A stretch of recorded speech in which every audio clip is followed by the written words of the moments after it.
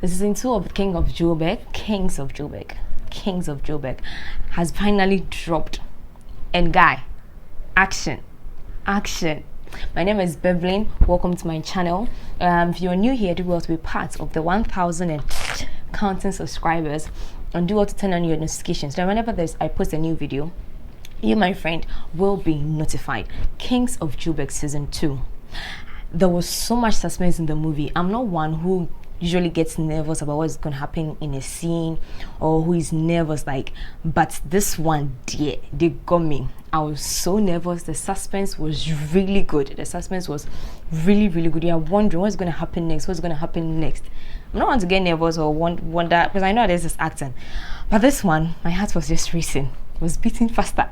So I think the suspense was top notch. Was really good. Now I think I should just go straight and talk about the biggest thing that happened with the season 2, which was the introduction of Connie Ferguson. If you follow this series, you would know that this is a production by Connie Ferguson, aka Simon Masire, who has passed on, and his wife was introduced in the season 2 as his twin sister. Okay, so she came on, and from the very first scene that I watched of her, I don't know, maybe because I know that her husband has passed on and she's playing the twin sister of her husband.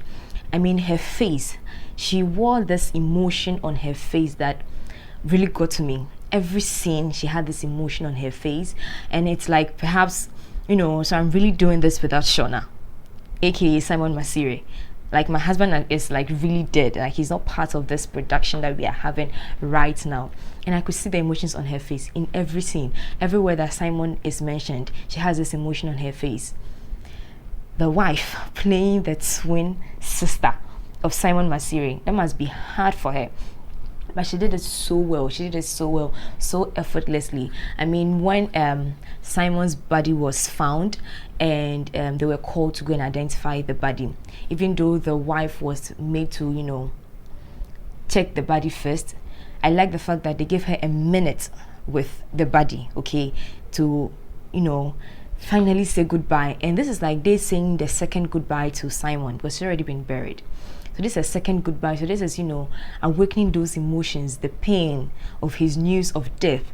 And then all the actors were made to, go through this again. And you could see on all of them their faces. Especially at that moment, you could see on all of them their faces. Simon is really gone. They were pained, they were broken. And it wasn't just acting emotions, no. This is real to them. This was real to them, and I felt it too. I was really sad. I mean, I shed a tear when the body went. I knew that was not Simon's real body, but that was a situation. That was they showing us their emotions. That was them telling us that, okay, so this is where we say goodbye to Simon. And it was so sad. Even the kidnapped son was allowed to also grieve. And that scene where Zaza had kidnapped him and showed him the news, it was so too painful. You are being held, you can't even grieve well. Even for him, it was allowed to, grieve Simon, even though he had been kidnapped. And so I think that whole grieving in and out, Connie Ferguson coming onto the show as a twin of her deceased husband. Charlie, what else would you want in the movie? That was so painful, but it shows the strength of Connie Ferguson being on every scene where Simon is mentioned. God. Now, with Simon gone, Mo had to, step in and take charge. And with Mo's character, Mo is kind of like, I'm the gentle type. I don't take decisions like my brother does. I don't, just go straight and you are a threat, boom, boom, boom, you are dead. As Simon does his things, he's like, okay, let's weigh our options. What are the options? If we have no option and death is the final thing, then we go for death. But Simon is not like that. If I was not like that, he's deceased now. We just go and are you the threat? Boom, boom, boom, boom, boom. Just kills you, just clears you. But Mo is not like that. Mo is more calculative. Mo is more like, let me give you a second chance. Mo is more like, let me weigh my options and then all. and stuff like that. So that's the difference. That's how come sometimes his guys would be like, boss, with all due respect, Simon would have, he's like, will you shut up? I am not Simon. And anytime they do those comparisons, I'm like, this is not fair. He's different. Okay, he's wearing shoes he doesn't even want to wear. So I mean, you guys should just leave your boss alone. So that's how Simon's character is. Mo's character is cool, gentle, but then if he takes a decision, then you are off and gone, right? Now Mo had to deliver on a promise or a business deal that he was already in the process of before he passed. Okay, so that was the gold heist. Now with the whole gold heist, there were a lot of legs that emerged from the gold heist. The Mo and his guys went in there, successfully got the gold, but then not knowing his sister, who is Simon's twin sister, had her own agenda. Now these white people that he wanted to work, he was supposed to get the gold for, were also waiting for him. Now the police also came in. So just around the gold, there were a lot of issues that came up. There was kidnapping somewhere. Mo's wife was kidnapped. Okay, the police too were on them. So I think people might have felt that, you know, this issue had too much happening. The gold heist had too many things happening at the same time, so it had too many legs. And I agree, because at a point I'm wondering if it was a sister who ordered the hit on her father. Then later I came to realize, okay, her uncle is also in there, so maybe the uncle might have ordered the hit on her father. Would she agree, okay, the father was abusing her, and so maybe she just didn't mind, or she didn't even know about it? So there were like too many issues around this gold thing, where people felt like, okay, there's too many things happening at the same time. But if you were able to, you know, continue and progress, you would see that, okay, at the end of the day, they were connecting to a single thing. They were connecting to a single thing. We also found out that this police officer, Victor, who came in, was the son of Uncle Talidi, who wanted to, you know, now take the entire gold for himself, and even kill the twin sister of Simon, who he's been working with from the very beginning. Okay, so we saw the greed there. But then I think, even though there were too many things happening there, it geared towards one thing. It made sense at the end of the day. Okay, it made sense at the end of the day. So if you're not able to finish watching, please do go to finish. If you're able to finish too, thumbs up to you, because it made sense at the end of the day. Now this police officer who came in, you know, was acting bossy, Victor. No, he's not even really working for the good of South Africa or wherever, or of Joburg.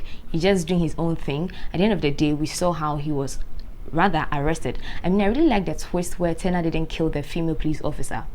And Tenna, that guy is really good. He's like a killer. Once you send him to kill for you, he gets the job done, and he doesn't come back injured. He doesn't come back with a scratch on his body.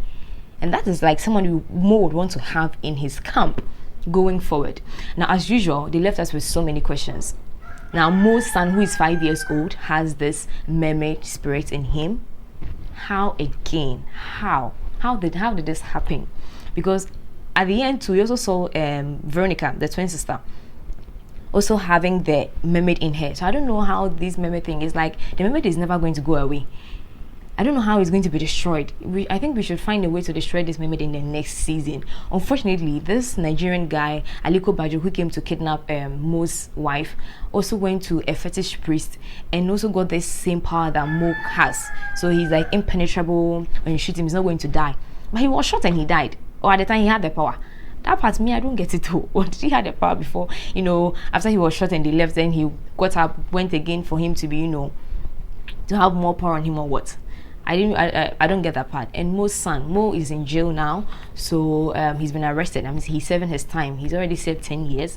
So whatever time that has been given to him, I'm sure he's going to, you know, go through it without any problem. But my only issue is that there might be some conflict between him, Victor, and Mo in cells. So maybe that would be what will be unfolding in season 3, which I think should be like, they should wrap it up. If they're able to deliver it well and have like a good production as they did with the season 2, then maybe it could continue. But if there's some struggle, I think they should just wrap up the entire Kings of Joburg with a season 3. Overall, I think the production was good, the commitment was good, emotions was just on point. Even though the movie had too many legs here and there, but I think everything went on well. They delivered very well. There was a lot of action. I forgot that. A lot of action. The suspense was good. You know, the family relationship, finding out that Mo was even the one who shot Simon. Even that aspect alone. You know, Tutu had to even leave. Like, he doesn't want anything to do with his father. I mean, you killed my uncle, and I see that now you have the power that my uncle had. The thing is that, okay, so all this while you jealous my uncle, you wanted that power, okay? So I think it was good. It was good. Leave your comments in the comment section of what you made of Kings of Joburg season 2. Do you want a season 3, or you think they should have just wrapped this whole season up with Simon being away? Do also like this video. My name is Bevelyn. Do also be part of the family, and I'll see you again next time. Until then, take care. Bye. Boom. How many minutes?